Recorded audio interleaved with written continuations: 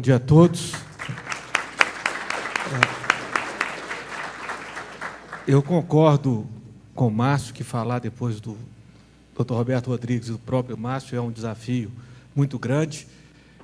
Eu sou uma pessoa muito curiosa e uma das minhas curiosidades vem de como as leis são feitas, como elas são construídas, como se chegam nas leis.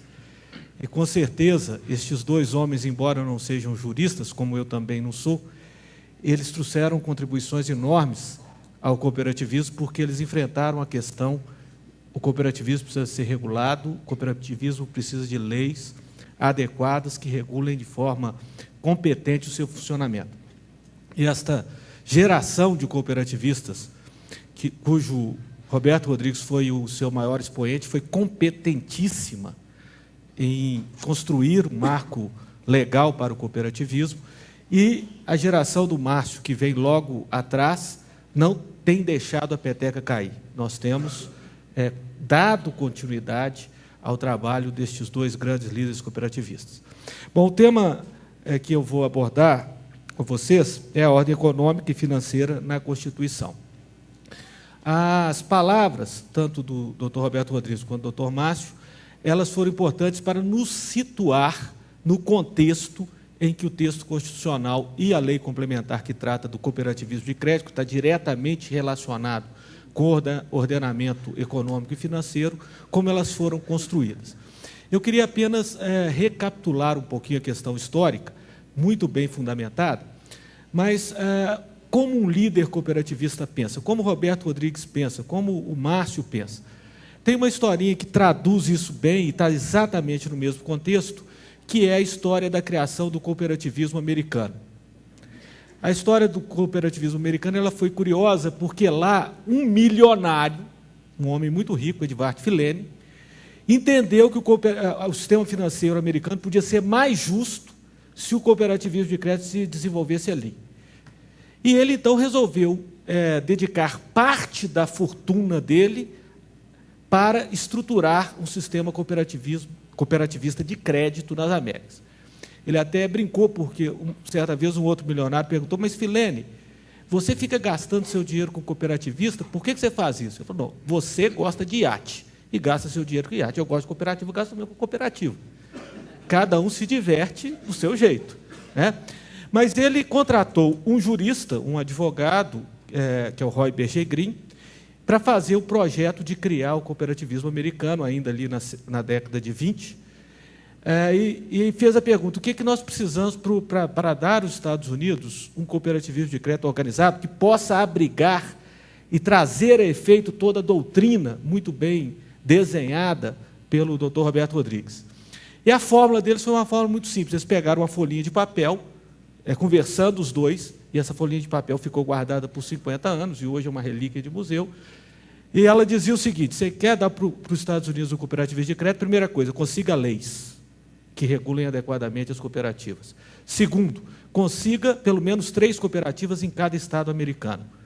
Conseguindo 3 cooperativas para o estado americano, consiga uma federação estadual em cada estado e, para concluir tudo, uma confederação nacional. Era essa a fórmula. 4 pontos muito simples, mas o primeiro ponto, o ponto mais importante, era conseguir leis que regulassem adequadamente o cooperativismo de crédito. A geração do nosso Roberto Rodrigues apreendeu isso muito bem e construiu, através dos passos por ele mencionados, um arcabouço jurídico que está inacabado, mas que está muito bem começado para organizar o cooperativismo de crédito no Brasil. Lamentavelmente, Roberto Rodrigues contou uma história que transcorreu-se em 1986, portanto, 60 anos depois da história americana.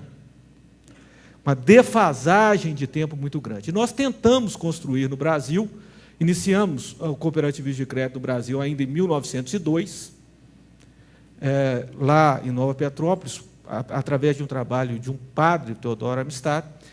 E esse cooperativismo de crédito vem se desenvolvendo e de uma forma muito competente, mas ele prescindiu deste detalhe importante: consiga leis que assegurem ao cooperativismo uma condição de funcionamento que seja estável. E o cooperativismo ele se desenvolveu muito bem, o cooperativismo de crédito, que é o meu segmento, como o Roberto muito bem colocou e o Márcio reiterou, o cooperativismo de crédito ele pode ser aplicado a qualquer aspecto da atividade econômica. Nós estamos aqui tratando das questões relacionadas ao ambiente econômico e financeiro do nosso país, então estou tratando do tema cooperativismo de crédito. Ele vem se desenvolvendo, teve um apogeu em 1930, na década de 1930 e 1940. Nós tivemos um número muito grande de cooperativas nesse país. Alguns bancos importantes, como, por exemplo, o Banco Real, que já hoje está dentro do Grupo Santander, mas no início das suas atividades, ainda antes de ser Banco Rural, ainda como Banco da Lavoura, foi uma cooperativa de crédito, que se transformou em banco. Então, as cooperativas, de fato, se desenvolveram muito bem, mas com um marco regulamentar precário. Quando nós chegamos na década de 1960, 1950, o Brasil estava passando por uma série de dificuldades e o pensamento de como gerar o desenvolvimento econômico do Brasil, ele tinha ainda uma visão muito estruturalista, com o poder central do governo organizando a sociedade, detendo as suas principais instituições. E esse debate evolui. Em 1964, nós temos um fato muito marcante, que é a criação do Banco Central do Brasil, com o desafio de dar ao Brasil um sistema financeiro apropriado para aquele momento do país. E o Banco Central fez um trabalho muito bem feito ao estruturar o sistema financeiro nacional. Como eu disse, a SUMOC é transformada em Banco Central em 1964. Em 1964 é promulgada a Lei 4595, que organiza o sistema financeiro nacional. E este projeto de sistema financeiro nacional de 1964, ele não preveu como uma das formas de organização de sociedade e instituição financeira cooperativas de crédito. As cooperativas de crédito ficaram fora do projeto. Ficaram fora. O Banco Central é criado em 1964. Ainda em 64, ele promulgou uma resolução lacônica para tratar do que seria o cooperativismo de crédito, a resolução número 5, e agiu de forma a reduzir o tamanho do cooperativismo de crédito, porque ele não estava naquele planejamento inicial, que o sistema financeiro teria dois tipos de instituições bancárias, instituições públicas, instituições privadas. As principais instituições financeiras seriam públicas, muito grandes, como é o Banco do Brasil, Caixa Econômica Federal, o Banco do Nordeste, etc. e tal. E as cooperativas, então, passaram por um momento de fortíssima restrição ao seu funcionamento. Fortíssima restrição ao seu funcionamento, e elas foram perdendo participação de mercado e chegaram, em 1980, com apenas 0,2% de participação de mercado. Praticamente foram eliminadas do contexto do sistema financeiro nacional. Alguns remanescentes existiam, mas muito poucos. E nós, então, precisávamos construir o sistema de crédito cooperativo no Brasil. Foi feito um debate sobre o tema. Esse debate ele aconteceu de uma forma muito bem construída a partir de 1978, onde se discutia por que o cooperativismo não tinha dado certo no Brasil, por que o Banco Central não tinha estimulado o cooperativismo, etc. e tal, e chegou-se a uma fórmula parecida com aquela americana, mas era uma fórmula brasileira. Por que o cooperativismo de crédito não deu certo e o que precisa acontecer para o cooperativismo de crédito dar certo? E nós, então, chegamos a uma fórmula. O nosso líder, à época, chamava Mário Cura Guimarães, e a fórmula era o seguinte: as cooperativas não deram certo porque faltou 3 coisas. Primeiro, faltou autorregulação e supervisão. As cooperativas ficaram muito soltas e fizeram o que não deveriam fazer. Segundo, faltou capacitação. As pessoas não estão preparadas para dirigir os empreendimentos cooperativos. E terceiro, faltou integração entre as cooperativas e entidades operacionais de 2º e 3º graus. Essa era a fórmula para reconstruir aqui. Só que essa fórmula tinha de estar refletida dentro de leis que pudessem assegurar a sua aplicação. Em 1980, o Banco Central mudou de atitude sem que houvesse mudança de uma vírgula em qualquer lei ou regulamento. Em 1980, o Banco Central começa a aplicar essa regra. O Banco Central podia fazer isso por causa da subregulamentação, então ele mesmo, através de resoluções e circulares, ia criando as condições, permitiu a primeira cooperativa central em 1980. A primeira resolução mais analítica sobre o nosso segmento só vem em 1992, a resolução 1914, mas ainda no âmbito apenas de resoluções do Banco Central. Mas em 88, alguma coisa começa a mudar no sentido do ordenamento jurídico do cooperativismo de crédito, exatamente pelo trabalho do Roberto Rodrigues que está aqui, a discussão no âmbito legislativo de uma melhor regulamentação. E nós, então, fomos lembrados, durante a Assembleia Constituinte, o cooperativismo de crédito, dentro daqueles 5 pontos do Roberto Rodrigues, que ele bem colocou aqui, nós fomos citados e ganhamos primeiro ponto de tratamento regulamentar constitucional da nossa história, que veio no artigo 192. Ele passou por uma mudança de redação em 2003, mas a nossa conquista permaneceu. O artigo 192 da Constituição diz assim: o sistema financeiro nacional, estruturado de forma a prover o desenvolvimento equilibrado do país e a servir aos interesses da coletividade, em todas as partes que compõem, vírgula, abrangendo as cooperativas de crédito, vírgula, será regulado por leis complementares que disporão, inclusive, sobre a participação do capital estrangeiro nas instituições que o integram. Veja, o sistema financeiro nacional ele é constituído por bancos, corretoras, financeiras, distribuidoras de títulos de valores imobiliários, administradoras de consórcio. Há um grande número de organizações específicas que compõem o sistema financeiro nacional. Mas nenhum tipo de organização, nem a bancária, é citado no artigo 192, de forma específica. O artigo 192 diz que o sistema financeiro nacional, abrangendo as cooperativas de crédito. Por quê? Porque nós tínhamos sido esquecidos em 1964. Como nós fomos esquecidos, a garantia que os nossos líderes precisavam ter é que nós fôssemos lembrados. E, para sermos lembrados, fomos incluídos no artigo 192 de forma muito específica. Então, as cooperativas de crédito, elas passaram a figurar no sistema financeiro nacional, tiveram esse direito garantido no artigo 192 da Constituição, mas nós continuamos sendo, no detalhe, regulados por resoluções do Banco Central, que resolução após resolução foram nos conferindo novos direitos, foram melhorando as nossas condições de funcionamento. A nossa parceria com o Banco Central sempre foi uma parceria muito produtiva e nós não tivemos, a partir de 1980, nenhum retrocesso regulamentar. Só tivemos avanço regulamentar. Mas, enfim, o artigo 192 precisava ser regulado por uma lei complementar. E, é claro, todas as instituições do Sistema Financeiro Nacional gostariam de ter a sua própria lei complementar. Mas a única lei complementar regulando o artigo 192 da Constituição, que foi promulgada até esta data, é a Lei Complementar 130, que regulamenta o cooperativismo de crédito brasileiro. Então, além de nós termos na Constituição o artigo 192, nós também temos uma lei complementar que assegurou todos os avanços que o cooperativismo de crédito conseguiu obter perante as autoridades públicas da década de 1980 até a data da promulgação da lei.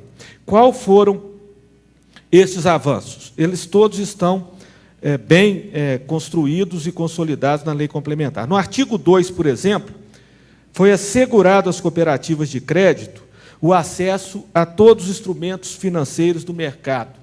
Ou seja, uma cooperativa de crédito pode prestar serviços financeiros aos seus associados com todos os instrumentos financeiros disponíveis. Qual que é o efeito prático disso? Hoje, você ter conta numa cooperativa de crédito ou conta em um banco quase não faz diferença, porque qualquer produto financeiro que você encontra num banco você também encontra numa cooperativa de crédito, e nós temos a garantia de poder oferecer esses produtos a vocês por uma lei constitucional. Um outro aspecto importante, no artigo 4, foi regulamentado a composição do quadro social das cooperativas, permitindo que as cooperativas também atendessem pessoas jurídicas, o que já acontecia no mundo inteiro. Ministro, bem-vindo.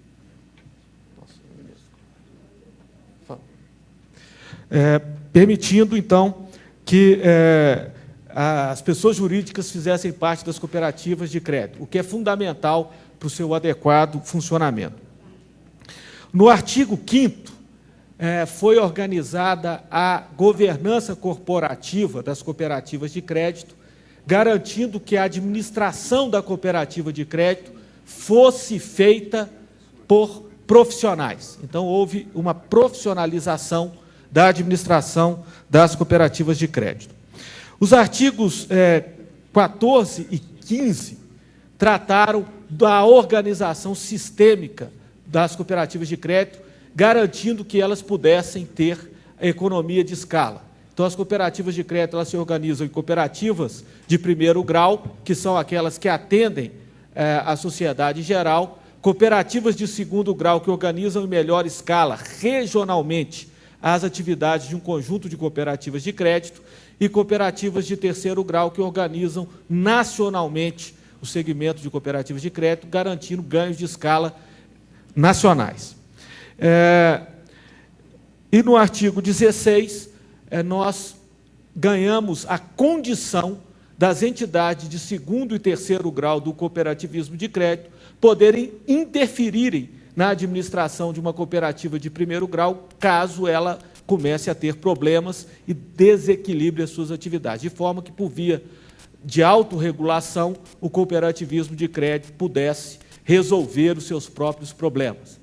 Então, aqueles 3 pontos que foram definidos ainda em 1980, que era permitir que as cooperativas de crédito se organizassem de formas a se autorregular e se autoajustarem, permitindo que as cooperativas se profissionalizassem e permitindo que as cooperativas se integrassem, todos os 3 pontos foram observados e constam o seu disciplinamento da Lei Complementar 130, de forma que nós consolidamos todos os avanços que os nossos líderes, doutor Roberto Rodrigues, doutor Márcio Lopes de Freitas, foram adquirindo e conquistando ao longo do tempo. O que nós temos hoje? Nós temos um sistema cooperativo de crédito composto por cerca de 1.200 cooperativas singulares, composto por mais ou menos 35 cooperativas de segundo grau, 3 cooperativas de terceiro grau, 2 bancos cooperativos.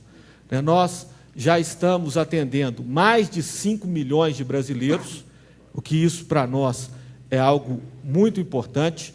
As nossas cooperativas já têm mais de 5.000 agências, portanto, nós já temos a 6ª maior rede de atendimento do sistema financeiro nacional, e a nossa participação média de mercado, que antes da organização do sistema e do seu tratamento, inclusive com suporte regulamentar, o que era 0,2% de participação de mercado em 1980, hoje é 2,5% de participação de mercado.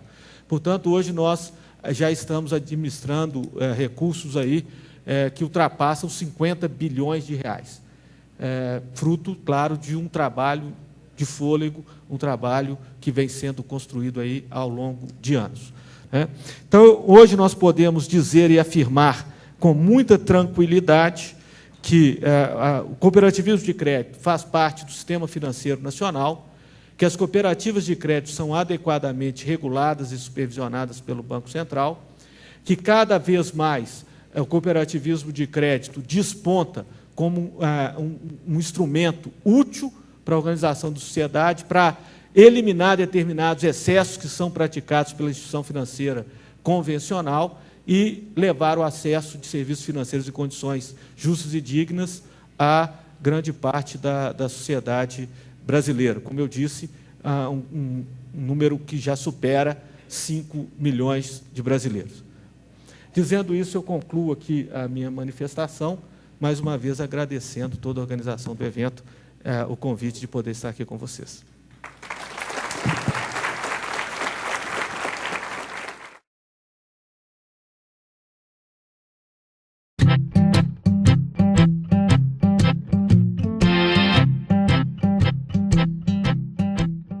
Boa tarde a todos. Bom, eu vou aprofundar um pouco aqui um dos aspectos que foram citados tanto pelo Fernando como pelo Everardo, e vou fazer o possível para me manter no limite de tempo que nos resta, né, os 20 minutos. Bom, nosso ponto de partida, só para colocar em perspectiva a questão, é a seguinte: todas as federações do mundo, sem nenhuma exceção, mesmo as desenvolvidas, têm regiões ricas e regiões menos ricas, algumas regiões ricas e regiões muito pobres. Mas em todas elas existe. Na Alemanha existe o lado pobre, no Canadá existe um nordeste de províncias pobres e assim por diante. Portanto, todas as federações têm como elemento central do chamado pacto federativo a necessidade de você ter um conjunto de transferências que são especificamente destinadas a reduzir as disparidades em capacidade de gasto. Por que isso? O Fernando já colocou muito bem, né? Numa federação, cada cidadão tem, em princípio, o direito de receber níveis semelhantes, qualidade semelhante de serviços públicos. Um Estado muito pobre, para ele conseguir prover os serviços na mesma qualidade ou na qualidade média do país, ele teria que sobretaxar os seus cidadãos, porque a capacidade dele de levantar receita é muito limitada. Então, para que haja um mínimo de coesão, para que haja uma igualdade no acesso a serviços públicos, todas as federações, em alguma medida, têm transferências que têm essa finalidade. Elas são chamadas, em geral, de sistemas de equalização. O objetivo é diminuir as disparidades em capacidade de gasto dos governos, né, disparidades essas que vêm das diferenças em capacidade econômica. No Brasil, isso é gritante, enorme. Se pega alguns estados do Nordeste, comparado com os estados do Sul, Sudeste, a capacidade própria deles de gasto é profundamente diferente. No Brasil, o sistema que cumpre este papel desde a reforma dos anos 60 é o sistema de fundos de participação. Então, nós temos, na realidade, duas peças nesse sistema: o Fundo de Participação dos Estados e o Fundo de Participação dos Municípios. Como o Everardo já resumiu suficientemente, o Fundo de Participação dos Estados, ele, originalmente, era um sistema que tinha um funcionamento que a gente pode chamar de dinâmico, ou seja, as dotações distribuídas pelo fundo variavam de acordo com as disparidades existentes no país. Ele era um sistema de um tipo que a gente chama de paramétrico. Você usa um indicador macroeconômico, nesse caso era a renda per capita, usa isso como um indicador, como um índice para ponderar a distribuição dos recursos. Significa o seguinte: quanto mais baixa a renda per capita do Estado, maior era a participação dele nos recursos do fundo. Com isso, você atenuava as diferenças. Esse sistema, necessariamente, ele tem que ser dinâmico, no sentido de que as dotações não podem ser fixas, porque, ao longo do tempo, as disparidades diminuem. Bom, o fato concreto é que, em 1989, esse sistema que era dinâmico foi substituído por uma lista de coeficientes fixos de distribuição. Reduziu-se o sistema a um compartilhamento estático de impostos. Isso ficou 23 anos fixo, embora originalmente a ideia não fosse que ele permanecesse assim, mas, por inércia, por absoluta incapacidade política dos estados, do Congresso e também do governo federal, esse sistema permaneceu inconstitucional, fixo, estático durante 23 anos. Isso veio a ser questionado recentemente e nós temos uma crise. O Supremo deu quase 2 anos de prazo para que o problema fosse resolvido e os atores relevantes para buscar essa solução não foram capazes de avançar nisso. Os estados, em conjunto, através do CONFAS e os técnicos da COTEP, ficaram 2 anos discutindo o problema, não conseguiram chegar a um acordo e jogaram a toalha, literalmente. Omitiram-se. O CONFAS não tem uma posição sobre o problema. No Congresso, nós temos uma fase de produção de projetos. Cada representantes de diversas regiões apresentam projetos onde, por coincidência, em geral, a região ou o estado ao qual eles pertencem tende a ser beneficiado pelo resultado da distribuição.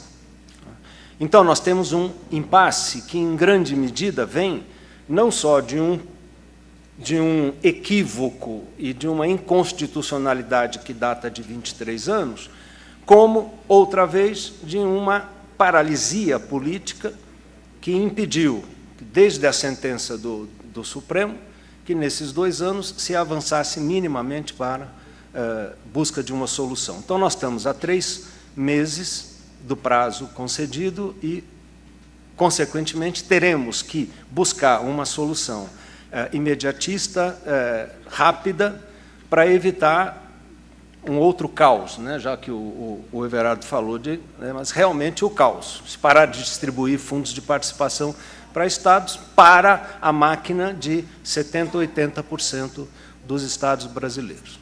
Bom, para usar um chavão surrado, crise é oportunidade. Nós ficamos 23 anos com um sistema que já originalmente era um sistema, vamos dizer, tecnicamente precário. Um sistema paramétrico é um sistema onde você usa um indicador macroeconômico para ponderar as participações dos estados. Isso é uma forma indireta de você avaliar as necessidades fiscais dos estados. Então, um indicador, por exemplo, de renda per capita, se ela é baixa, sugere que o estado tem pouca capacidade de levantar recursos e tem muitos problemas sociais. Mas isso é uma forma precária, indireta, muito pouco eficiente de você estimar as necessidades. Além disso, nesse sistema, o fundo de participação ele se transforma em apenas mais uma receita. O sistema não olha as outras receitas que os estados dispõem. Vou dar um exemplo.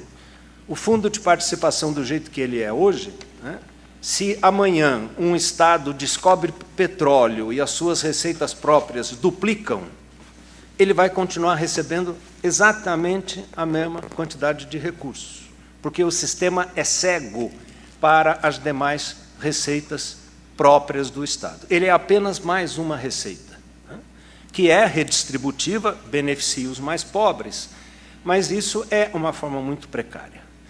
Bom, esse tipo de sistema paramétrico ele é usado hoje predominantemente em países ditos em desenvolvimento. O Brasil é um caso, a Índia é outro, um ou dois países da África utilizam sistemas semelhantes a esse. Em contraposição, as federações desenvolvidas utilizam um outro tipo de sistema que a gente chama de sistema de equalização de receitas. Canadá, Austrália, Alemanha e até alguns países unitários, como Suécia e Dinamarca, para financiamento de municípios, fazem uso desse tipo de sistema. A diferença fundamental é a seguinte: esses sistemas, ao invés de usar um indicador indireto de necessidades, ele olha diretamente a capacidade de gasto do governo. Você estima qual é que é a receita própria que esse governo é capaz de arrecadar e, tendo base nisso, você determina as parcelas a serem distribuídas. Isso funciona como um mecanismo de compensação. Se um Estado entra em recessão por razões próprias e a sua arrecadação cai, os recursos vão ser direcionados e vão ser redirigidos para esse Estado. Da mesma forma, se um Estado descobre petróleo, as parcelas que ele vai receber do fundo vão ser reduzidas, porque o fundo redistribui entre os Estados da Federação esses recursos. Bom, eu não tenho, de forma alguma, tempo para entrar nos detalhes técnicos disso, né? Por coincidência, nós estamos lançando hoje um livro onde eu detalho completamente esses assuntos. O que eu queria chamar a atenção de vocês é o seguinte fato, né? Hoje, no Brasil, todos os projetos que estão no Congresso, com a possível exceção de um, né, Zé, são paramétricos, ou seja, a linguagem que o Congresso conhece e sabe pensar em equalização é de montar parâmetros. Só que aí você substitui o inverso da renda pelo IDH, tem um projeto que usa 8 parâmetros diferentes, né? Infraestrutura, água encanada, área verde protegida. Aí começa um torneio de parâmetros em que o céu é o limite. Fala, não, esse parâmetro seu não é certo, eu prefiro esse parâmetro aqui. Não, em vez desses 3, vamos usar esses 5. Habitação popular, daqui a pouco até a extensão de praia vai virar critério para distribuir recursos. Essa discussão é interminável e o que está em andamento no Congresso hoje, estou sendo um pouco ácido demais, mas é este torneio de diferentes projetos, cada um puxando a sardinha, a brasa para o lado da sua sardinha. Bom, a crise é uma oportunidade. Nós temos um incentivo meio na marra aí com a sentença do Supremo para tentar sair da concha e parar de pensar em termos tão limitados, fazer uma coisa que é fundamental em federalismo, olhar para fora, olhar para as experiências bem-sucedidas, não copiar as coisas, porque não dá para copiar em federalismo. Você pode aprender com as outras experiências e tentar adaptá-las para a sua realidade. Se todas as federações desenvolvidas, com a única exceção dos Estados Unidos, onde não existe sistema de equalização, né? Isso não é compatível com a cultura competitiva daquela nação. Mas todos os países desenvolvidos da Europa, as federações, têm sistemas de equalização de receitas. Isso deve ter algum bom motivo, né? Existem vantagens e desvantagens, existem dificuldades na utilização de um sistema de equalização de receitas, né? O grande mérito de um sistema paramétrico é que ele é simples e imediato. Basta que exista um indicador, né? Se eu quiser usar o IDH, eu posso. Se eu quiser usar a renda per capita, a aplicação é aritmética elementar, né? Agora, nós estamos num momento de pressão e estamos sendo forçados a tomar uma decisão rápida. Como o Everardo apontou, equalização é uma novidade, uma coisa que precisa ser estudada, ela tem pré-condições para funcionar eficientemente. Agora, nós não temos que escolher um novo sistema imediatamente, né? Já foi demonstrado, nós temos trabalhado essa questão profundamente, é perfeitamente possível a gente atender à solicitação do Supremo e, ao mesmo tempo, estabelecer um período de transição que pode envolver até 2 décadas, né, pela qual a gente vai lentamente transitando para um novo sistema, né? Isso está elaborado em propostas que estão em discussão, né? Ninguém é maluco de achar que você vai chegar em janeiro do ano que vem e vai botar um novo sistema que gera perdas e ganhos intensos dentro do sistema, né? O sistema é um jogo de soma zero. Se alguém ganha, outro vai ter que perder. Isso é politicamente inviável. Então, nós vamos ter que atravessar um processo de transição longo. Isso nos permitirá estudar e desenvolver sistemas alternativos melhores, visando uma federação, um federalismo fiscal moderno que possa ser atingido a longo prazo. Nós já estamos há 40 anos com esse sistema, 40, 50 anos com esse sistema arcaico, piorado e degradado. Então, existe uma oportunidade agora em que é preciso olhar para fora, abrir a cabeça e tentar verificar que alternativas existem para a gente reconstituir uma peça tão fundamental num país de enorme desigualdade como é o caso brasileiro. É isso. Obrigado.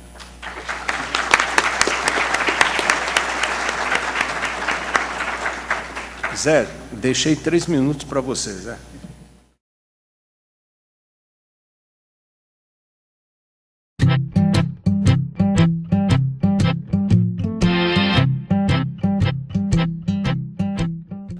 Gente, muito bom dia. Eu quero saudá-los, falar da minha alegria de estar aqui participando desse congresso, agradecer ao congresso, à organização do evento e ao IDP pela colocação do tema cooperativismo num congresso de direito constitucional e de justiça social. Então, eu sou grato aos organizadores por nos contemplarem no nosso ano, no Ano Internacional do Cooperativismo, com uma mesa dessa posição, e fico muito feliz de estar aqui nessa mesa, principalmente porque eu estou aqui nessa mesa com o coordenador jurídico da nossa instituição, o Paulo. É uma honra, Paulo, ter você coordenando essa mesa, e estar aqui com Roberto Rodrigues. Vou contar para vocês que estar com o Roberto e falar depois do Roberto Rodrigues é uma missão dura. É mais ou menos como um padre falar depois do Papa. Vocês manjam isso? Então, é mais ou menos isso. O Roberto, acima de tudo, é um amigo, é um companheiro, mas é um grande líder, é uma grande referência do movimento cooperativista brasileiro e mundial. O Paulo disse ali, o Roberto, depois que foi presidente da OCB, e pelos espaços e pela maneira como as coisas foram conduzidas no Brasil, ele ficou conhecido mundialmente e foi presidente da Aliança Cooperativa Internacional, desse organismo mundial. Foi o único não europeu que presidiu essa organização. Foi só essa ocasião onde teve um não europeu que presidiu, e o único também do setor ligado ao setor agrícola. Então, o Roberto tem um reconhecimento mundial pelo trabalho que ele tem feito no cooperativismo, como professor, expulsoriamente, agora não é mais professor, mas o Roberto tem uma história muito forte no cooperativismo. E essa história é tão forte que o Roberto agora, quando a ONU reconheceu o Ano Internacional, foi chamado pela FAO, que é um organismo também da ONU, e pediu para que o Roberto assumisse esta função de embaixador mundial do cooperativismo, reconhecendo que o cooperativismo é uma ferramenta importante para a paz, para a democracia, mas, acima de tudo, para o combate à fome, que é a grande missão da FAO.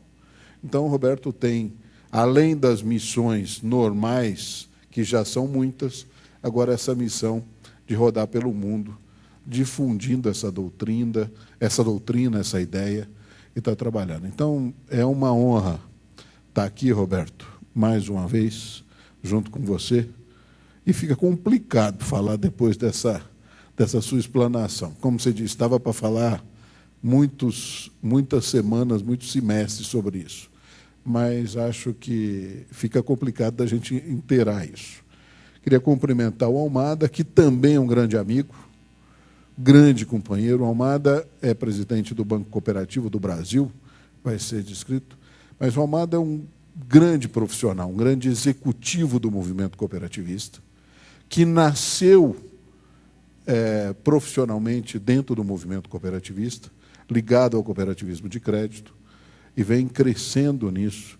Hoje ocupa o cargo de presidente do Banco Cooperativo do Brasil, um banco das cooperativas de crédito ligado ao sistema. E o Almada, que começou profissionalmente como executivo, durante toda essa vivência, tem se tornado uma pessoa de coração cada vez mais cooperativista. E tem sido um grande estudioso, uma pessoa que se dedica muito ao cooperativismo.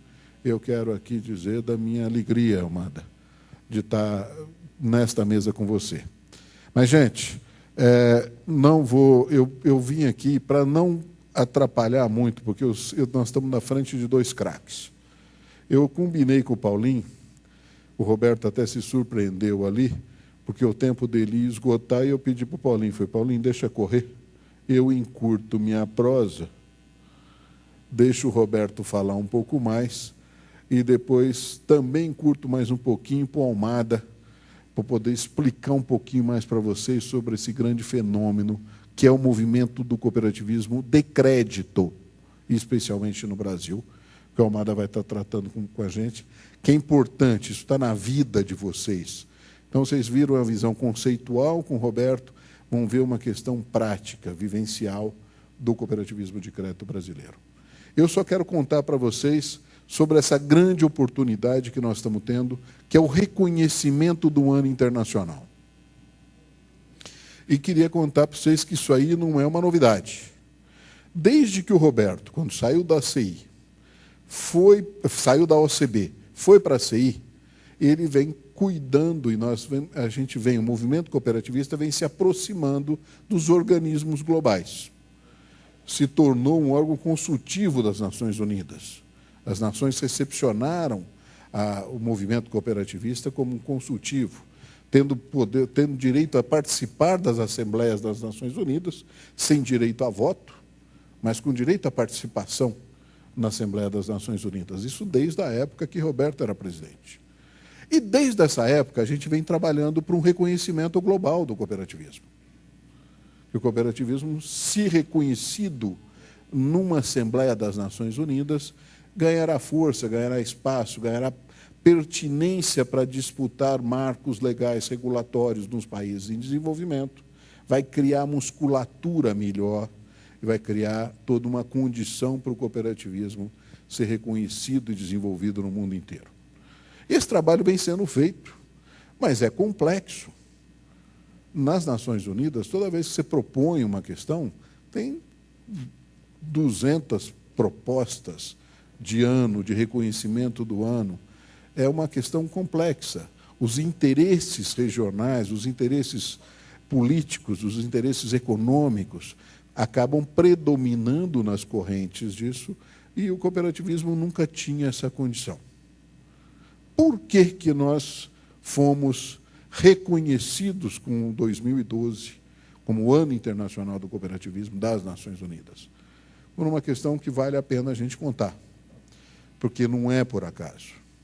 A realidade, isso aconteceu numa decisão da Assembleia da ONU de 2009, por causa exatamente de um segundo movimento de crise global, que o Roberto contou aqui da Revolução Industrial, que foi a crise de credibilidade econômica de 2008, que se iniciou em 2008.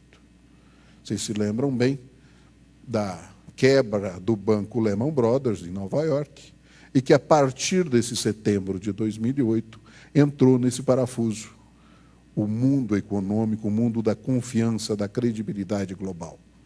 E as instituições não conseguiram segurar as ondas da credibilidade. Isso aconteceu e gerou todo esse movimento que ainda perdura, tem reflexos e ainda terá reflexos por mais anos. Mas, neste momento, gente, o cooperativismo teve uma posição diferente no mundo todo.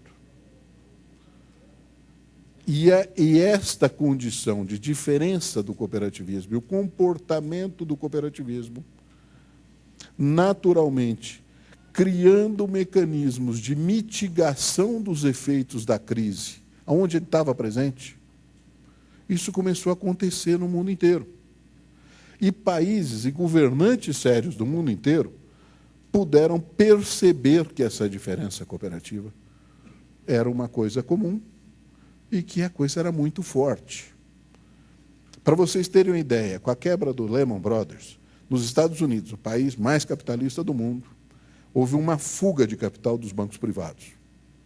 E as pessoas precisavam buscar um lugar para botar o seu dinheiro, o seu salário que iam receber, botar a sua poupança.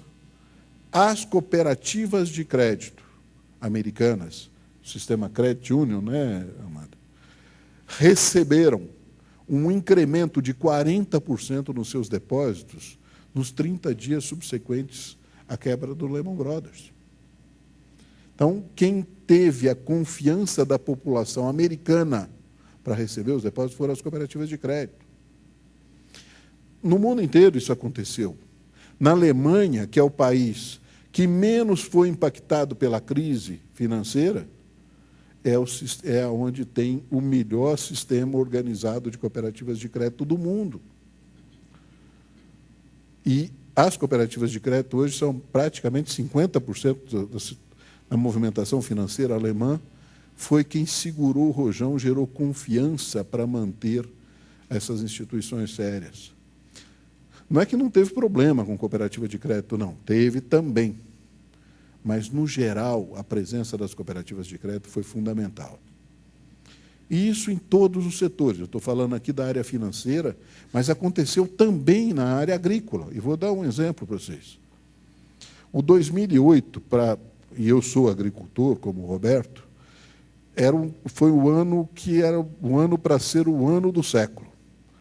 O mercado dizia, produza que eu quero comprar. O mundo falava isso para a agricultura mundial. Produzam. O que vocês produzirem, eu compro.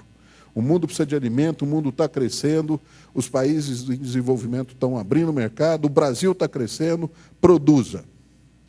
E nós fomos para a cabeceira da pista e começamos a acelerar. A hora que chegou em setembro, a hora que a gente estava engatando a nossa safra, atravessou um elefante no meio da nossa pista. Entrou a crise econômica e o mundo desabou. E os mercados desapareceram. E tudo que a gente investiu, tudo que a gente acelerou para andar, nós tivemos que frear, tivemos que parar. E os bancos sumiram. Ninguém financiava mais. Não tinha crédito para financiar. A gente esquece as coisas muito rápido. Não tinha crédito. Os bancos não queriam financiar mais. E você estava com o trator no lugar, com o óleo diesel comprado, com o fertilizante comprado, e não tinha quem te financiasse a produção. As cooperativas estavam se instalando, preparando seus pintinhos para alojar nas granjas, para virar frango, para virar comida, com as porcas produzindo leitões para serem alojados, para produzirem carne suína, comprando vaca, incentivando, formando pastagem para produzir mais leite. Todo o processo estava armado e o mercado desabou. Desabou a ponto de presidentes de cooperativa. Teve um presidente de cooperativa de Santa Catarina que ligou para mim um dia e falou, Márcio, não tem uma geladeira vazia mais em Santa Catarina, porque onde tem um espaço eu botei um frango da cooperativa. E eu não tenho mercado. Eu vendia não sei quantas mil toneladas de frango para o Japão durante os últimos 5 anos. Em outubro eu vendi 0, em novembro eu vendi 0. E eu estou com o esquema armado para produzir. O que eu estou com isso? Deu, a crise bateu. E as cooperativas, as empresas privadas, o que fizeram? Pura e simplesmente não alojaram o pintinho, não compraram mais leite, deixaram a coisa parada. O que a cooperativa fez? Ela tem compromisso com o cooperado. Ela continua alojando. Botou frango até na geladeira da casa do presidente da cooperativa. E não tinha mercado na Europa, no Japão, na Ásia. Foi para o mercado interno brasileiro, abriu entreposto em Recife, em Belém, foi para o interior do Brasil, foi para países da América Latina vender frango. e abriu, expandiu o mercado e se virou.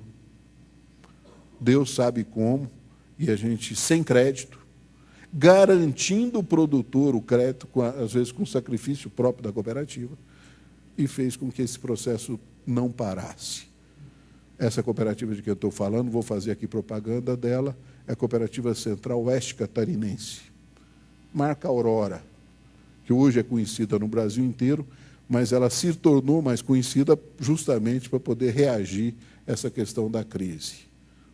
É uma cooperativa que tem 72 mil famílias na base produtora dela. Então, estou contando, a cooperativa tem compromisso com a base, reagiu, mitigou os efeitos da crise, ajudou o processo. As nossas cooperativas de crédito, a Almada participa diretamente disso. Para vocês terem uma ideia, são pequenininhas dentro do Sistema Financeiro Nacional. Mas no último trimestre de 2008, primeiro trimestre de 2009, o Sistema Financeiro Nacional meteu o pé no breque e recuou. E todos vocês perceberam isso. Recuou 6%. Sabe quanto que as cooperativas recuaram? Nem 1 milímetro. As cooperativas avançaram, no mesmo período, 22%. 22%. O movimento cooperativista de crédito brasileiro. Por quê? Porque a cooperativa tem compromisso com o cooperado. Ela tem coração, é empresa de gente, não é empresa de capital. O Roberto deixou isso muito claro. E o compromisso dela é diferente. É diferente do compromisso comercial do acionista da empresa que está cobrando só resultado econômico.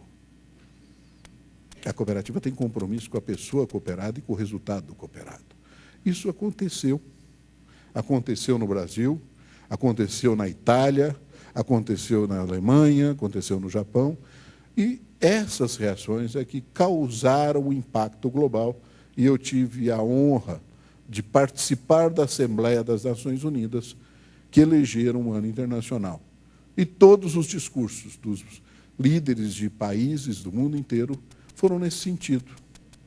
Os governos perceberam com clareza que o cooperativismo tem um trabalho mitigador dos efeitos de crise. E, com isso, nos deram o ano de 2012 como um ano internacional. E é importante a gente ter esse ano de 2012, é importante que a gente tenha reconhecimentos como esse do IDP, para que a gente possa tocar um pouco a caixa, fazer um pouco de barulho, mostrar um pouco mais essa diferença, porque nós somos meio patão nessa história. Nós botamos um ovão bonito, mas nós cacarejamos muito pouco. E o cooperativismo precisa falar mais dessas suas belezas, dessas suas diferenças, e que já são grandes, mas precisa ser motivada, precisa ser divulgada. Para vocês terem uma ideia, hoje, a agricultura, que é o principal negócio do Brasil, pouca gente sabe disso, mas não existiria agricultura no Brasil se não fossem as cooperativas agrícolas.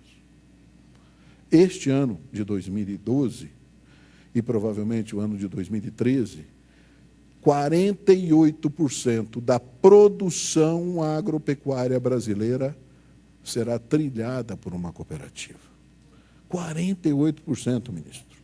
Metade da agricultura brasileira. Que nasceu dos pequenos produtores, do agricultor familiar, do agricultor médio, e que foi organizada pela cooperativa e que foi trilhada ao mercado. O nosso movimento do cooperativismo de crédito continua crescendo.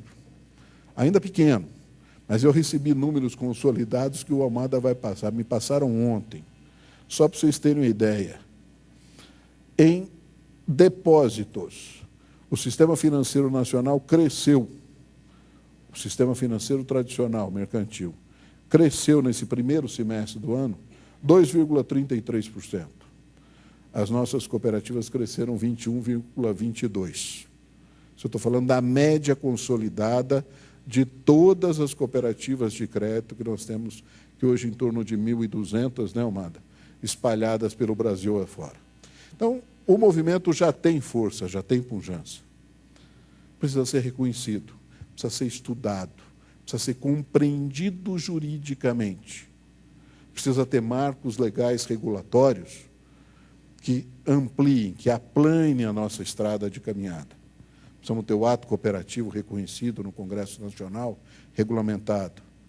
Uma 5764, reformada, adequada à nova Constituição e ao momento que a gente está vivendo. E, por sinal, também é uma lei fantástica. A Lei 5764, ela é quase perfeita. O que ela precisa é ajustes para consolidar, porque é uma lei admirada no mundo inteiro. Então, o que nós precisamos é de gente como vocês, que estão dispostos a estudar, e são pessoas ligadas ao direito, e que nos ajudem, aproveitando desse ano internacional, para que o cooperativismo ganhe mais espaço e possa progredir. Gente, era esse o meu recado para vocês. Agradeço, mais uma vez, a oportunidade de estar aqui com vocês e cumprimento o IDP por esse espaço que nos dá e por esse trabalho que tem feito de formação de jovens na área do direito constitucional e da justiça social. Muito obrigado.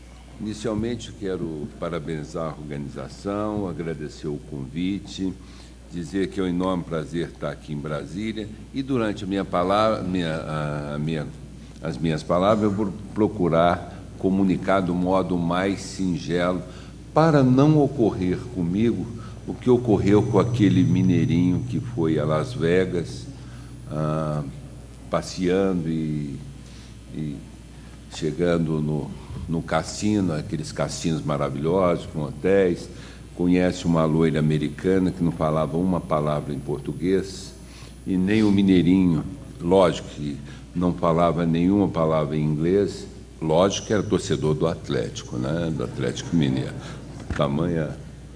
Tamanho desse conhecimento é próprio dos atleticanos. E naquele vai e vem, um tenta lá, conversa de cá, o clima bate, começa o namoro, toma uísque, druris. Toma uísque lá, uísque cá, e ficam embebedados e vão, então, resolvem consolidar o amor e vão para o quarto.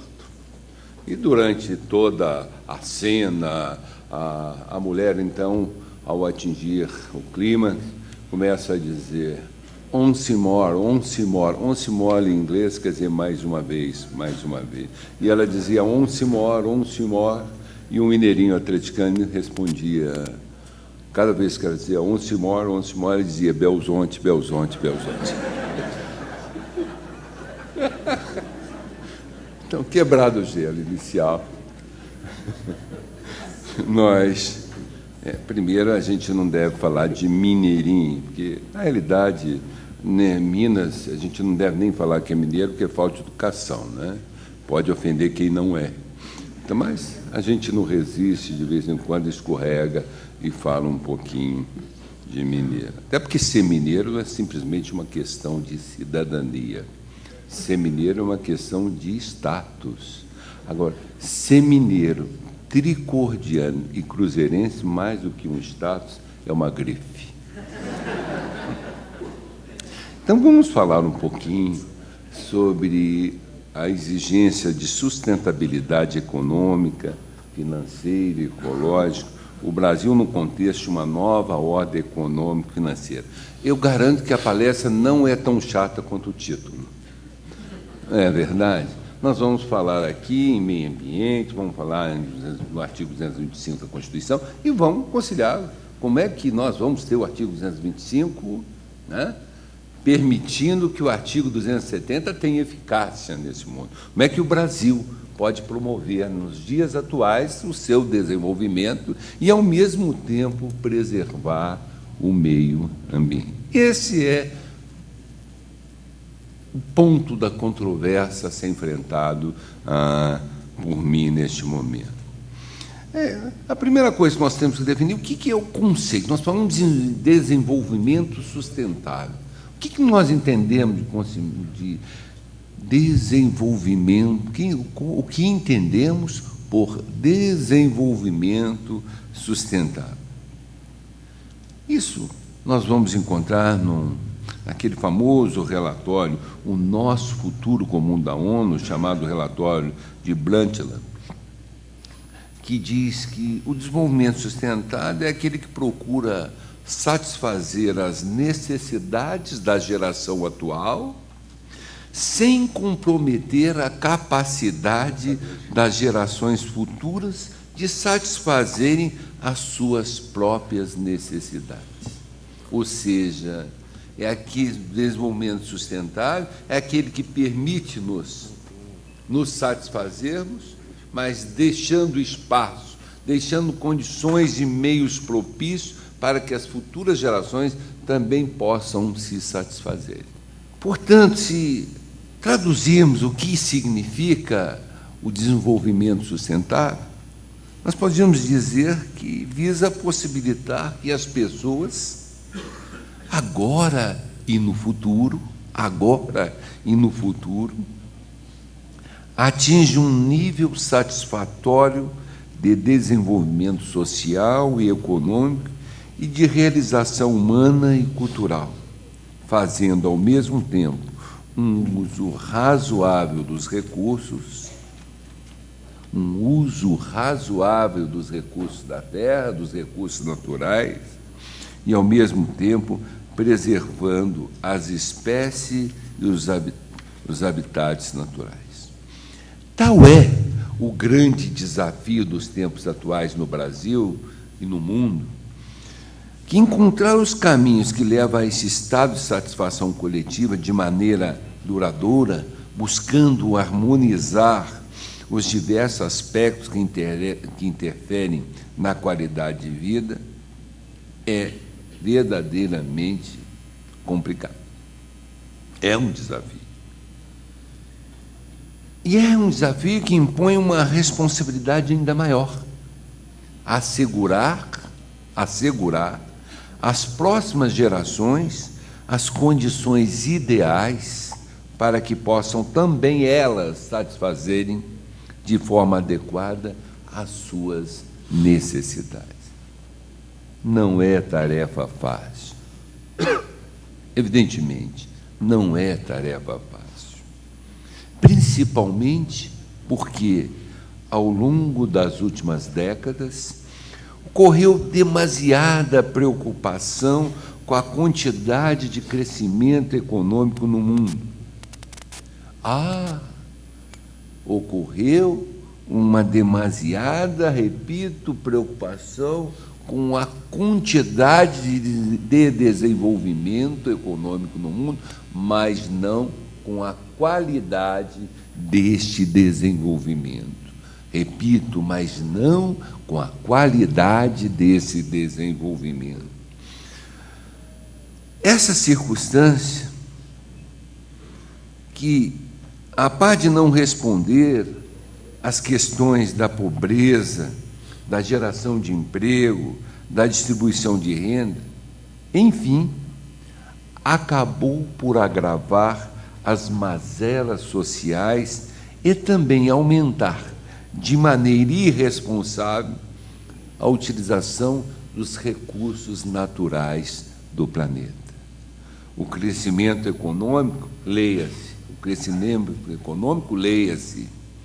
quantidade de crescimento, tornou-se, após a Grande Depressão que atingiu os Estados Unidos da América em 1929, o maior objetivo de política econômica para a maioria dos países, tendo se transformado, na visão de muitos, na única esperança para a redução ou eliminação da pobreza. Relembrem aqueles mais antigos, relembrem aqueles que já viviam na década de 70,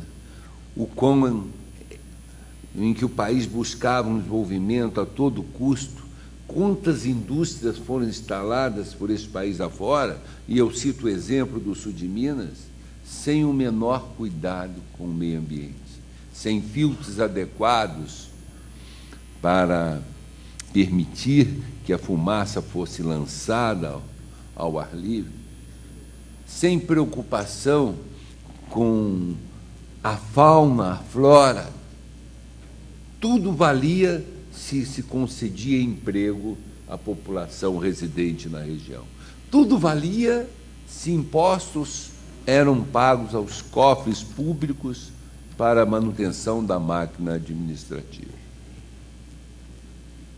Ora, como consequência disso, tanto os países desenvolvidos quanto os em desenvolvimento criaram os seus próprios modelos teóricos com vista a alcançar o mais rápido possível a meta de desenvolvimento. Quem diz que indústria eliminaria a pobreza. É inegável que o crescimento econômico, ancorado nas significativas inovações tecnológicas, acabou sendo responsável por profundas transformações ocorridas ao longo do século, embora não tenha conseguido equilibrar os notáveis índices de desigualdade social. Antes, aprofundando-os em muito caso, conforme eu já mencionei. No final do século, no entanto, os modelos então existentes davam sinais claros de esgotamento, principalmente pela percepção de que já não podiam mais responder à complexidade de novas relações surgidas em decorrência da globalização da economia, da escassez de recursos naturais que se prenunciavam e dos próprios excessos que alguns modelos econômicos incorporaram. Em bem elaborado trabalho apresentado no 9º Encontro Nacional da Sociedade Brasileira de Economia Ecológica, a EcoEco, realizado em Brasília em outubro de 2001, dois economistas, Beatriz Macchione Sais e Ideli Colombini, mostraram de forma simples e didática como o padrão de consumo norte-americano,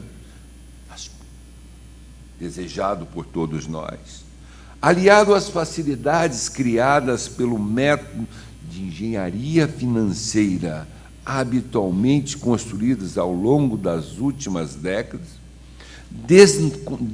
desconectados das bases reais da economia e das limitações biofísicas do planeta, desencadearam a recente crise financeira nos Estados Unidos, alastrando-se ou repercutindo mundialmente.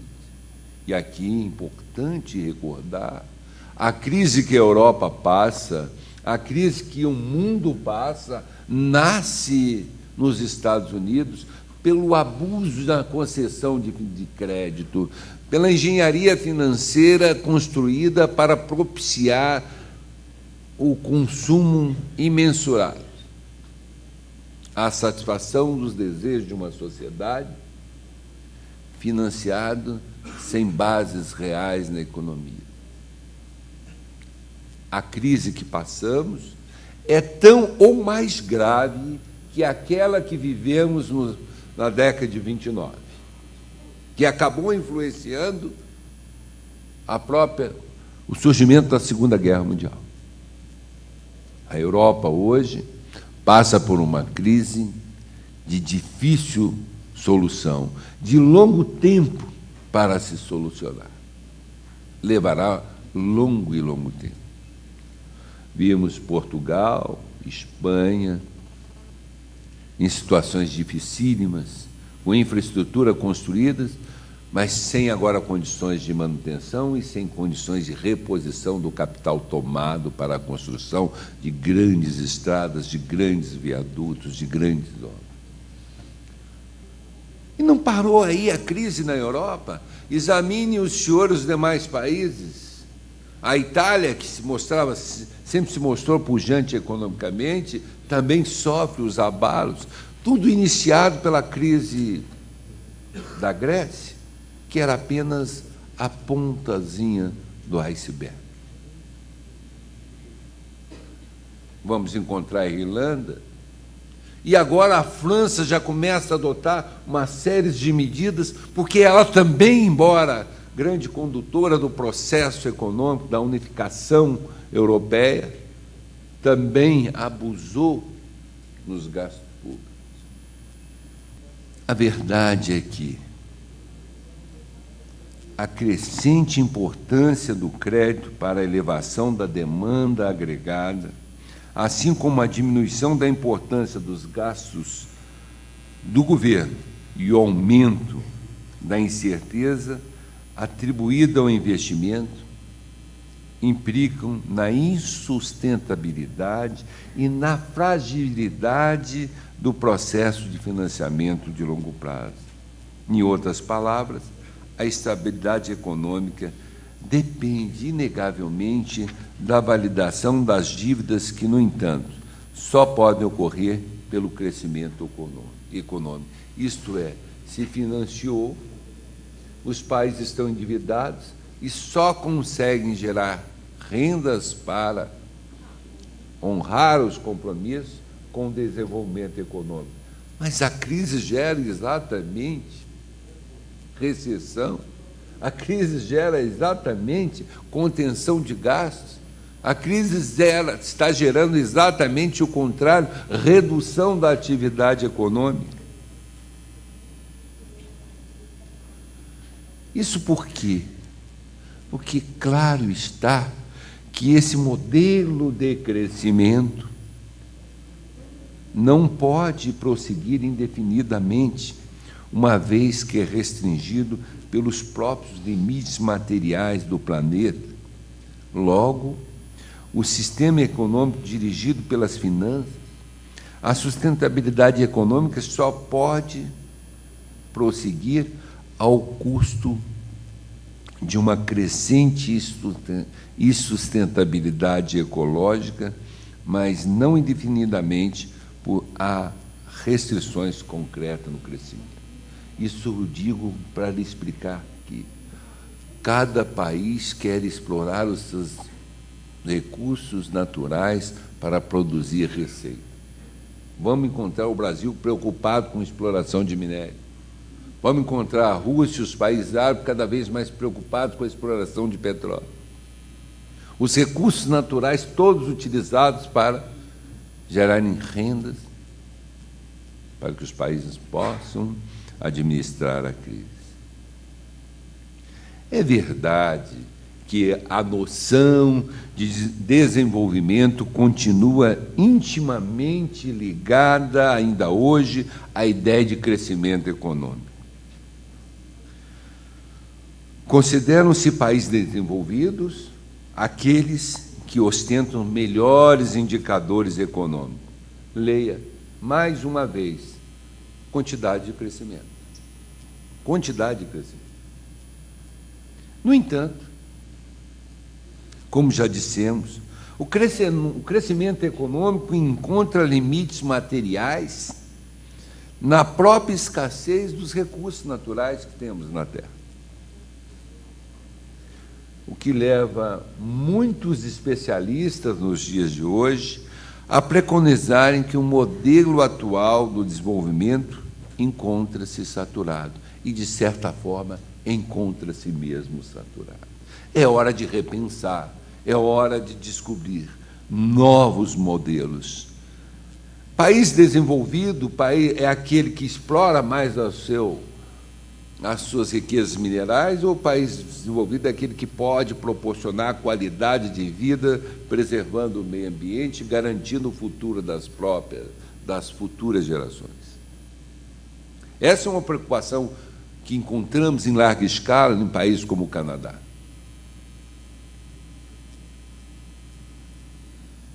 É tão importante produzir bens de capitais, ainda que essa produção importe em sacrifício dos recursos naturais e, consequentemente, com o abalo do equilíbrio, com o sacrifício do equilíbrio do meio ambiente?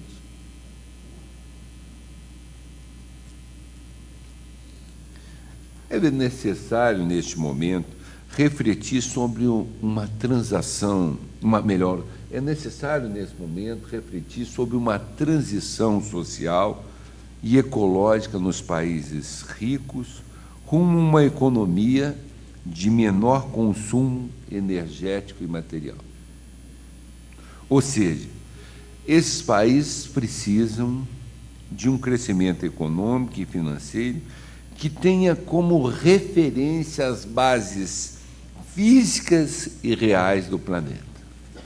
Não cabe o mundo todo sacrificar as suas riquezas, os diversos países, para sustentar o crescimento dos Estados Unidos, da China ou dos países que ostentam hoje uma quantidade maior de capitais. Em termos mais radicais, vamos encontrar pensadores, vamos encontrar pontos de vista que sustentam mesmo uma economia sem crescimento nos países ricos como única forma de se evitar novas crises no futuro. Penso que essa não é a solução. Não se pode impor ao país rico, até porque isso ele não aceitará, a paralisação do seu crescimento, a não geração de novos empregos. Isso há de ser feito em bases moderadas, tendo em conta, na realidade, as reais possibilidades dos recursos naturais e do equilíbrio ecológico no planeta. Por isso, tenho dito, torna-se necessário a procura por novas fórmulas de desenvolvimento, menos dependente do crescimento financeiro, e esse crescimento financeiro foi a base da crise atual que vivemos, e mais articulado dos aspectos econômico, social e ambiental. Essas são as premissas básicas para alcançar o chamado desenvolvimento sustentável. Importante destacar que o alerta dirigido aos países desenvolvidos vale, é evidente que vale também para os ditos emergentes e para aqueles que ainda se encontram em condições de maior pobreza. Temos hoje a clara consciência da inviabilidade futura do modelo capitalista atual, baseado no excesso de consumo e endividamento de governos, empresas e indivíduos. Isso já não pode haver dúvida quanto à necessidade de buscar novos caminhos para alcançar realmente a melhoria das condições de vida da população, sem esses riscos recorrentes de desequilíbrio no meio ambiente.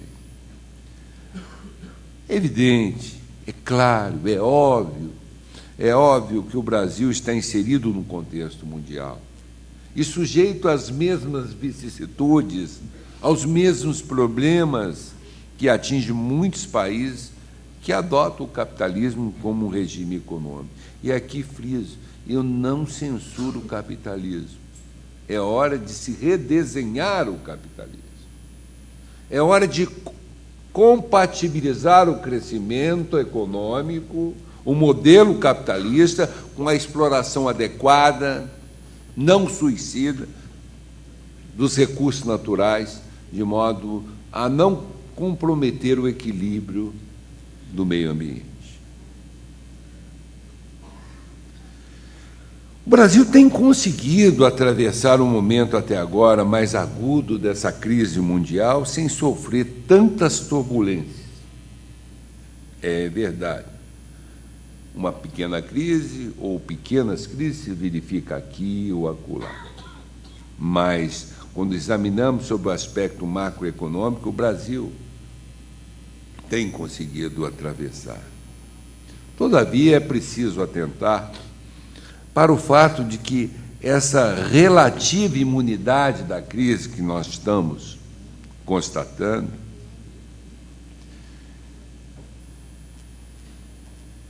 acontece por duas razões fundamentais.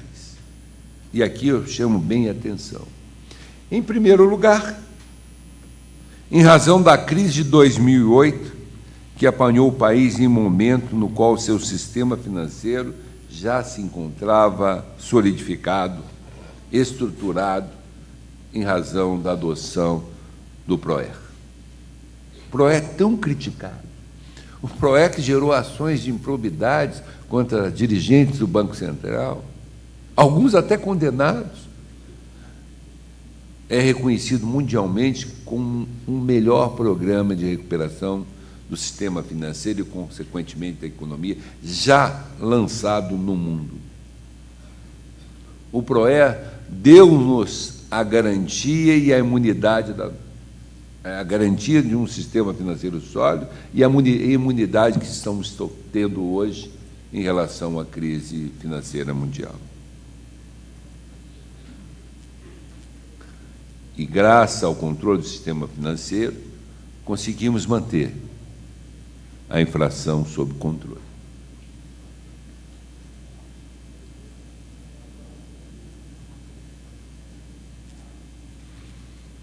Essa é uma premissa que deve ser monitorada continuamente para que seja mantido o padrão atual da economia brasileira. Em segundo lugar, nós atingimos esse grau de imunidade, ostentamos essa imunidade em relação à crise mundial, por causa das políticas públicas adotadas pelo governo brasileiro, muitas delas voltadas exatamente para a facilitação do consumo e endividamento da população, mas, ao mesmo tempo, com a adoção de limites para evitar que atingíssemos o descontrole do crédito ocorrido nos Estados Unidos, que acabou gerando aquela crise financeira. Quer dizer, o Brasil incentivou o crédito, o Brasil incentivou o financiamento, o Brasil concedeu financiamento para a aquisição de bens de capitais, mas dentro de um limite determinado. Exigiu capitalização de instituições financeiras, exigiu maior seletividade, por último, na concessão do crédito. Isso fez com que pudesse a economia manter, de certa forma, se não aquecida, pelo menos em níveis razoáveis, que não importasse em depressão ou recessão.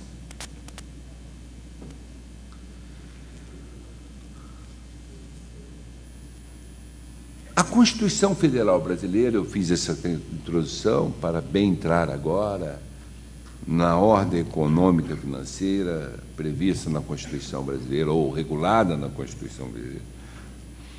A Constituição Federal Brasileira, seguindo a tendência de outras constituições capitalistas, mais modernas, afastou-se do modelo econômico liberal proposto por Adam Smith, fundado na regra do laissez-faire, laissez-passer, e passou a privilegiar o que se convencionou de chamado Estado Social, modelo econômico, de certa forma, intervencionista, em que o Estado passa a regular a atividade da economia. Não é por outra razão que se previu no texto constitucional, entre os diversos dispositivos que tratam da matéria econômica financeira, a possibilidade de exploração da atividade econômica diretamente pelo Estado, quando necessária aos imperativos de segurança nacional ou a relevante interesse coletivo, nos termos do artigo 173, caput da Constituição Federal, bem como as premissas de sua atuação do Estado como um agente normativo e regulador da atividade econômica, de forma a exercer as funções de fiscalização, incentivo e planejamento, sendo essa função de planejamento determinante para o setor público e indicativa para o setor privado, nos termos do artigo 174. Vamos ver que a Constituição sugere uma ideia de choque entre os dispositivos, ou aparenta traduzir princípios contraditórios, o que não pode existir, evidentemente, num sistema. Ao mesmo tempo que ela assegura a liberdade de iniciativa, ela cria instrumentos de intervenção do Estado, instrumentos de planejamento obrigatórios para o Estado e indicativos para a atividade privada. Vê-se no artigo 170 que a ordem econômica, fundada na valorização do trabalho humano e na livre iniciativa, tem por fim assegurar a todos existência digna, conforme os ditames da justiça social, e aí determina a observância de uma série de princípios, dentre eles o da soberania, o da propriedade privada. O da propriedade privada, ao mesmo tempo em que se assegura a propriedade privada, limita-se o uso da propriedade privada, na medida em que ela sofre uma conotação de função social, fala-se da função social da propriedade, fala-se na livre concorrência, mas, ao mesmo tempo, se cria instrumento de defesa do consumidor. Aliás, o instrumento maior de proteção ao consumidor é a livre concorrência. O instrumento maior de proteção ao consumidor é a livre concorrência. E vamos ver onde o consumidor sofre mais, é exatamente na delegação de serviço público, onde não há livre concorrência. Como é difícil lidar, né, com as concessionárias. Como é difícil lidar com as companhias de telefone, com as companhias de energia elétrica e até agora com as concessões de televisão. Quem é cliente da NET sabe o quanto é difícil acertar a conta. Não é diferente das demais. E dentro do artigo 170, que prevê a livre iniciativa, ele manda observar, e aqui eu quero chamar a atenção, ele manda observar a defesa do meio ambiente, inclusive mediante tratamento diferenciado conforme o impacto ambiental dos produtos e serviços e de seus processos de elaboração e prestação. Promete redução das desigualdades regionais e sociais, promete a busca do pleno emprego, um tratamento favorecido a pequenas empresas. Ora, desse arcabouço jurídico, na chamada Constituição Econômica, deduz claramente do dispositivo constitucional em comento, o artigo 170, que o Brasil adotou um modelo capitalista de produção baseado na regra da livre iniciativa, fundado, porém, na valoração do trabalho humano e com o objetivo manifesto de assegurar a todos existência digna, conforme os ditames da justiça social. E aqui a Constituição merece um elogio, porque o trabalho humano foi elevado ao patamar de principal fator de produção, merecendo compensação proporcional à sua importância na ordem econômica.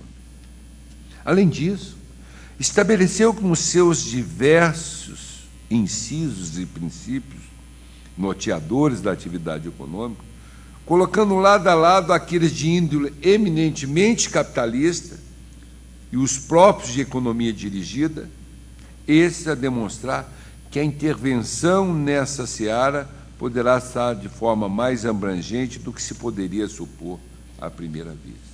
A Constituição, que assegura, ali no mesmo artigo, que assegura a liberdade de iniciativa, coloca uma série de dispositivos que propicia a intervenção pelo Estado na economia.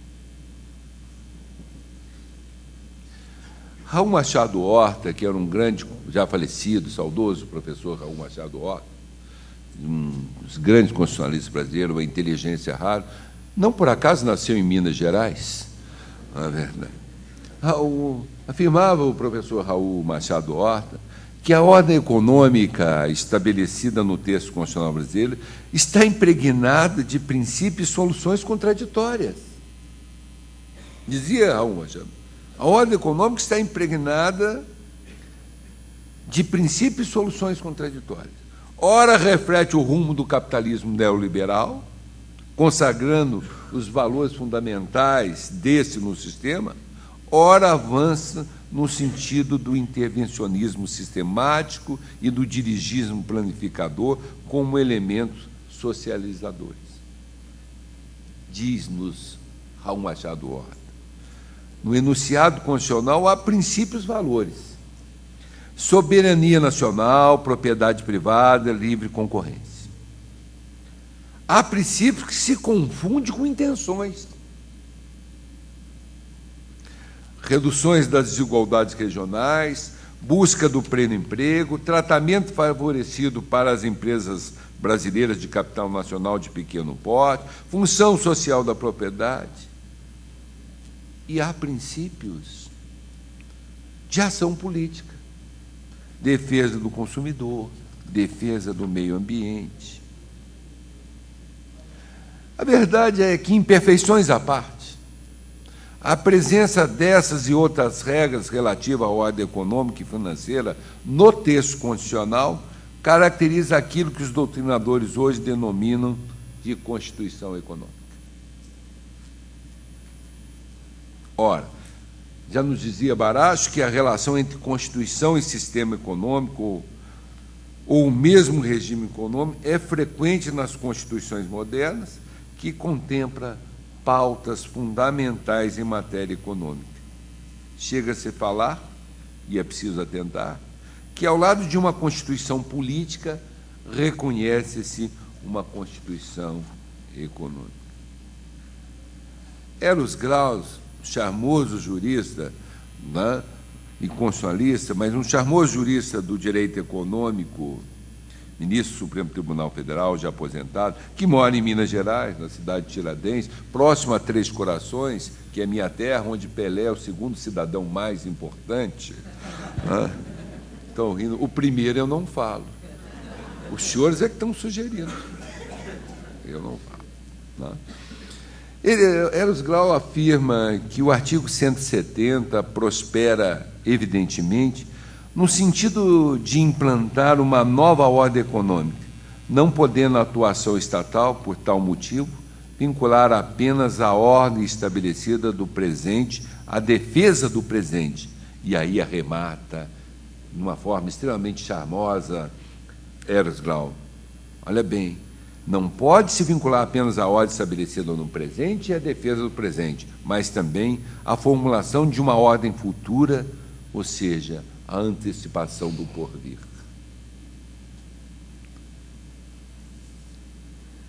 Todos nós sabemos que entre a intenção e o gesto medeia grande distância. Por isso, José Afonso Silva diz-nos que a ordem econômica configurada na Constituição prevê algumas medidas e princípios que bem lembrou Josafá Marim, em termos válidos ainda. Poderão sistematizar o campo das atividades criadoras e lucrativas e reduzir desigualdades e anomalias diversas na proporção em que as leis se converterem,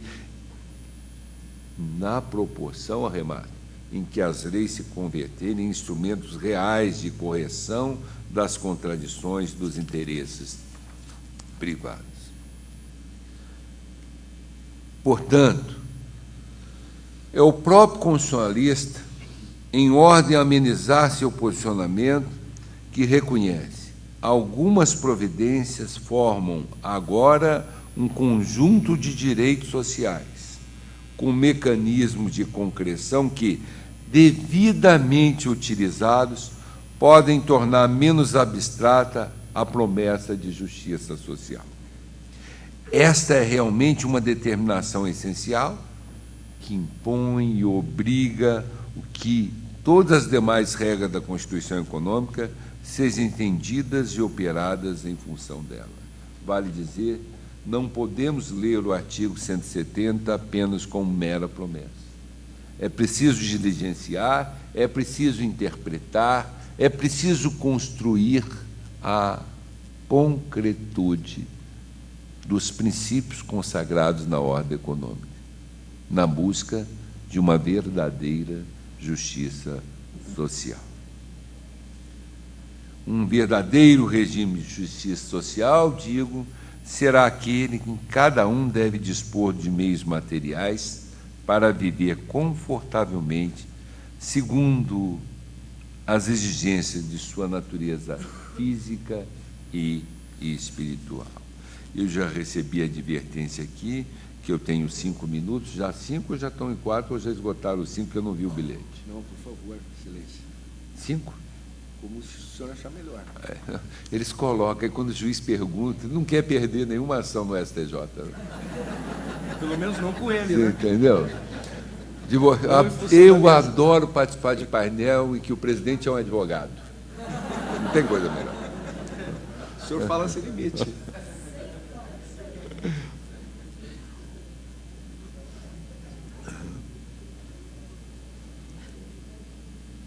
Mas eu estou dizendo isso e não posso deixar de lembrar que a concretude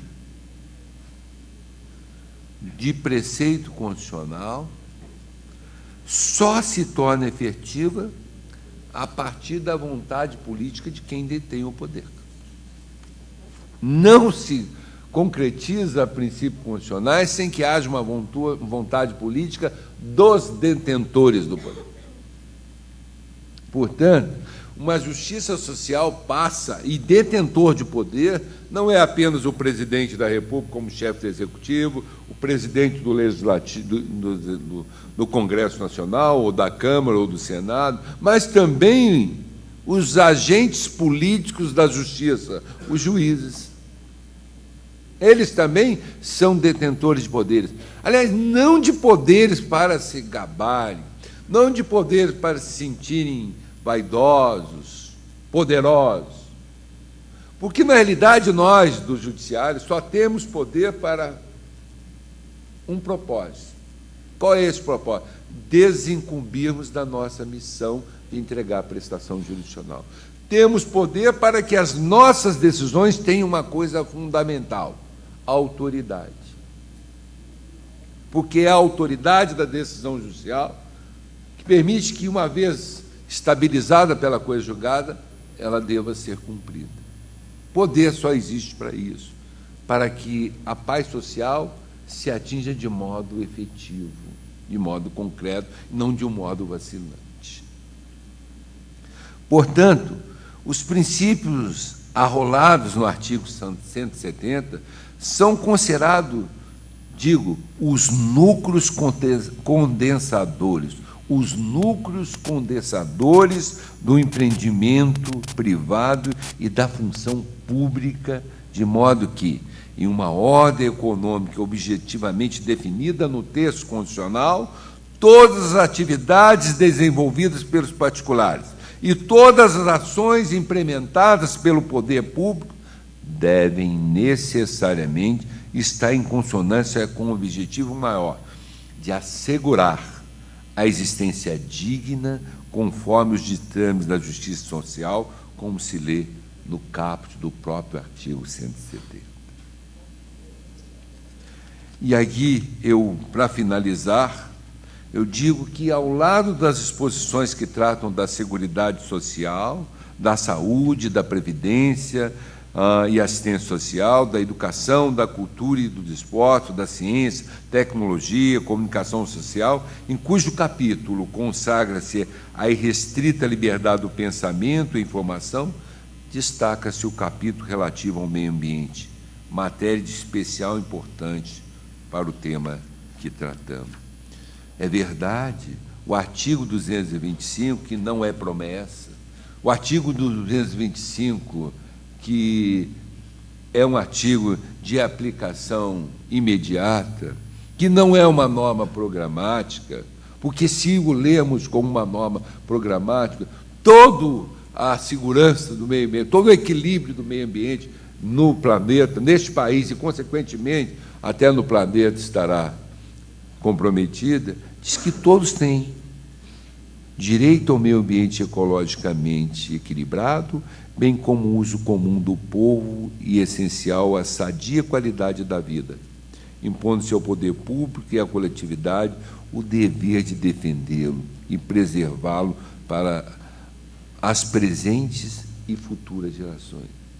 O artigo 225 faz da coletividade um guarda, um policial do meio ambiente. Mas o que é a coletividade que não seja um conjunto de indivíduos? Na verdade, o artigo 225 da Constituição defere uma missão a cada cidadão brasileiro, a missão de defender, diligenciar, proteger o meio ambiente, para que todos tenham ele ecologicamente equilibrado. Não só a geração presente, mas, sobretudo, a geração futura, os nossos descendentes. A análise do referido dispositivo, e aí eu quero concatenar, há de ser feita com o disposto no artigo 170, inciso 4º da Carta Magna, uma vez que patente a estreita relação que o legislador constituinte procurou estabelecer entre o direito econômico e o direito ambiental, a fim de alcançar um almejado desenvolvimento sustentável. Ou seja, desenvolvimento sustentável é uma regra constitucional. E digo regra no sentido de doer, como norma de observância obrigatória que não admite interpretação em contrário.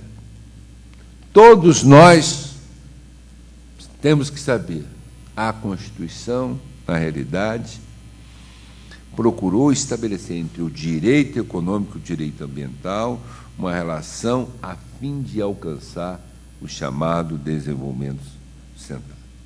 E, aliás, eu chamo a atenção que, mesmo antes da Carta de 88, a Lei 6.938 já definia como política do meio ambiente a compatibilização do desenvolvimento econômico e social com a preservação da qualidade do meio ambiente e do equilíbrio ecológico.